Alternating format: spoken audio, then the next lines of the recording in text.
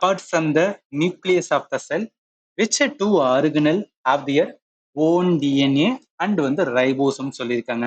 ஒன்றும் கிடையாது. இதுக்கும் நம்ம ஃபண்டமெண்டல் லேர்ன் பண்ணியிருப்போம். இந்த நம்ம பார்க்குற ஸ்லைட் எல்லாமே நான் ஸ்கூல் புக்கில் தான் எடுத்தேன். எதுக்காக சொல்லணும், நான் சயின்ஸ் கம்ப்ளீட் வந்து நான் ஒரு கோர்ஸ் போட்டிருந்தேன். அதுக்கான சோர்ஸ் வந்து ஸ்கூல் புக்கு தான். அந்த ஸ்லைடை தான் அந்த இடத்துல அட்டாச் பண்ணியிருக்கேன். இப்போ பிளாஸ்டிட் இருக்குங்களா, பிளாஸ்டிக் ஒன்றும் கிடையாது.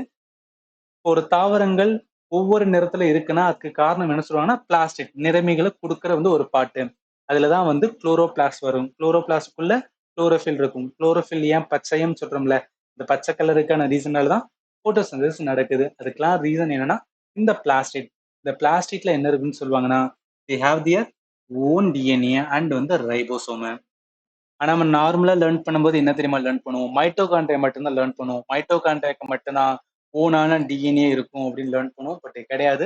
அதோட சேர்த்து பிளாஸ்டேட்டுக்குமே ரெண்டு இது ஞாபகத்தில் வச்சுக்கோங்க. ஒன்று பிளாஸ்டேட்டு, இன்னொன்று மைட்டோகாண்ட்ரியா. இது ரெண்டுக்குமே என்ன இருக்குன்னா ஓனான டிஎன்ஏயும் கொண்டிருக்கும், ரைபோசோமையும் கொண்டிருக்கும். அதனால இந்த கொஸ்டினுக்கு ஆன்சர் வந்து ஏதா வரும். சரி, அடுத்த போயிடலாம். அடுத்த கொஸ்டின் பார்த்தோன்னா, ஈவன் நான் உங்களுக்கு வந்து கம்ப்ளீட் சொன்னல கோர்ஸ்னு சொன்னல, இந்த கோர்ஸுக்கான பயாலஜி செல் பார்ட் 1ல உங்களுக்கு ப்ராப்பரா சொல்லியிருப்பேன்.